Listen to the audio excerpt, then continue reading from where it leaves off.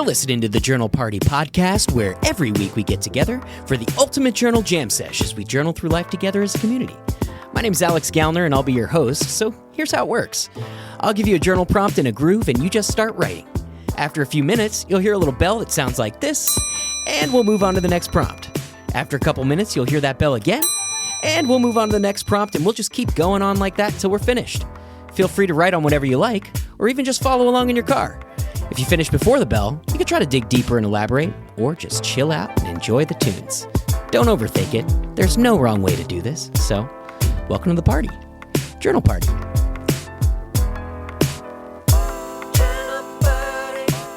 What's up, party people?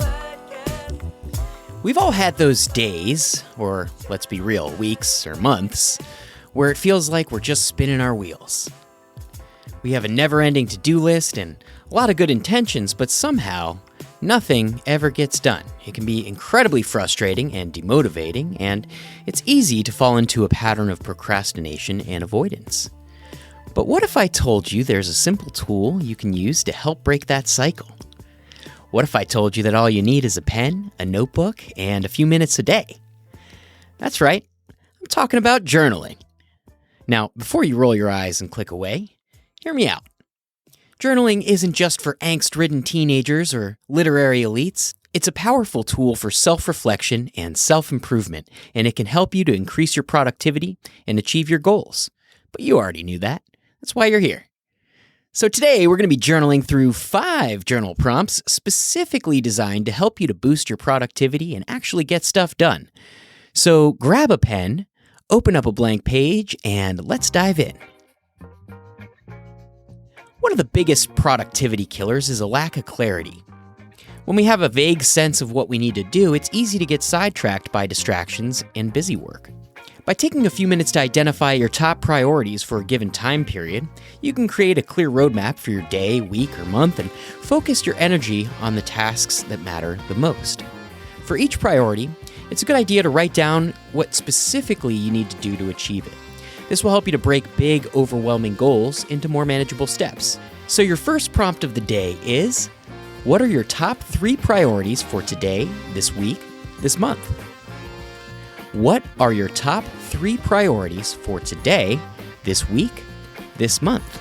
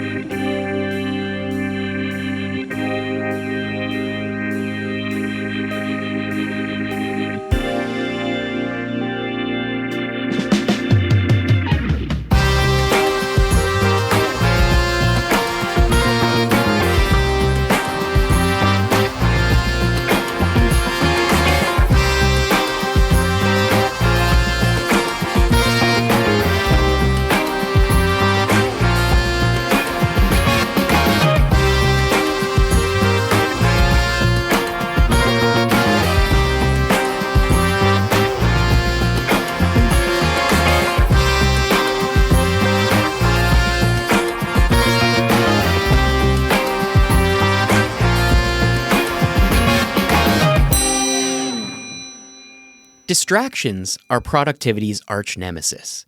Whether it's social media, email, coworkers, or your own wandering mind, distractions can rob us of precious time and focus. You can create a more focused and intentional work environment by identifying the specific distractions you're dealing with and then brainstorm ways to minimize them. So for each distraction, it's a good idea to write down why it's a problem and what you can do to mitigate it. This might involve turning off notifications, setting clear boundaries with coworkers, or even just putting your headphones on. Your second prompt of the day is, what distractions are you struggling with right now? How can you minimize them? What distractions are you struggling with right now, and how can you minimize them?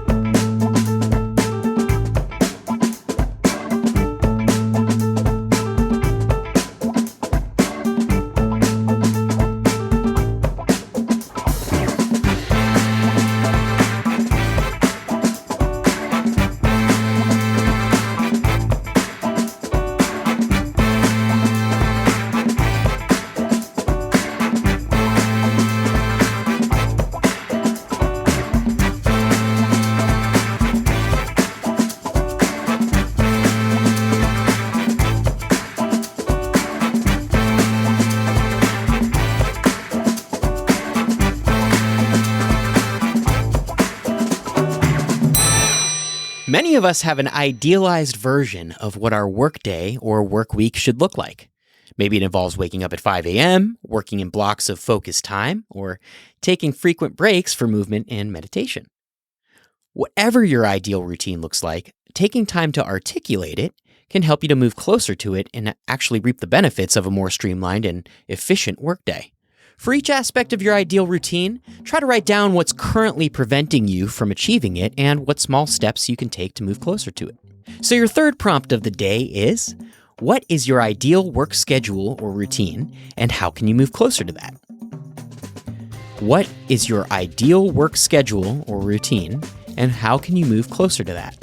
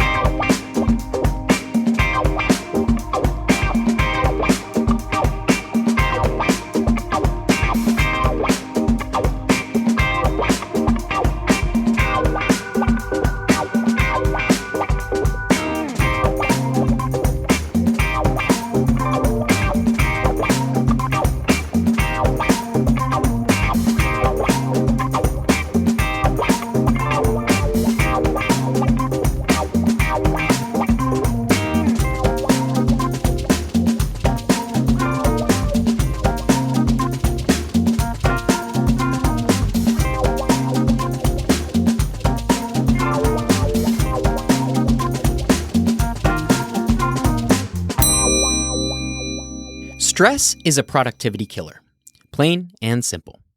When we're stressed, our brains go into survival mode and we're less able to think creatively, solve problems, and make sound decisions. By identifying the sources of stress in your life and brainstorming ways to address them, you can create a more calm and centered mind that's better able to tackle your to-do list. For each source of stress, it's a good idea to write down why it's a problem and what you can do to address it. This might involve delegating tasks, asking for help, or setting clear boundaries. So your fourth prompt of the day is, what are your biggest sources of stress right now, and how can you address them? What are your biggest sources of stress right now, and how can you address them?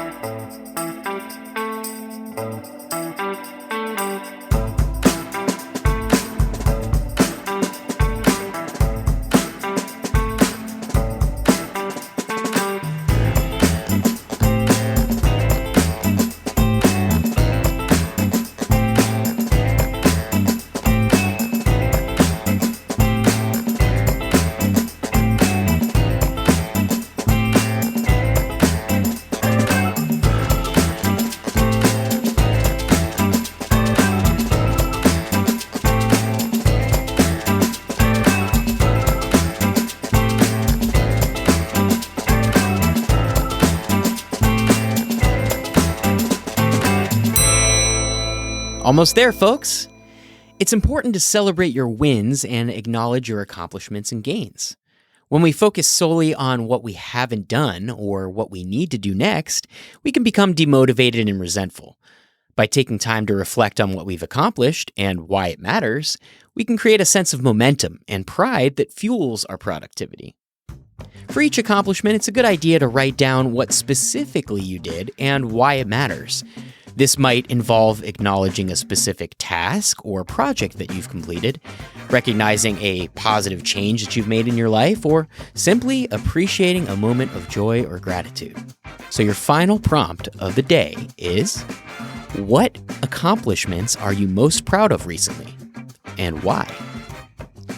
What accomplishments are you most proud of recently, and why?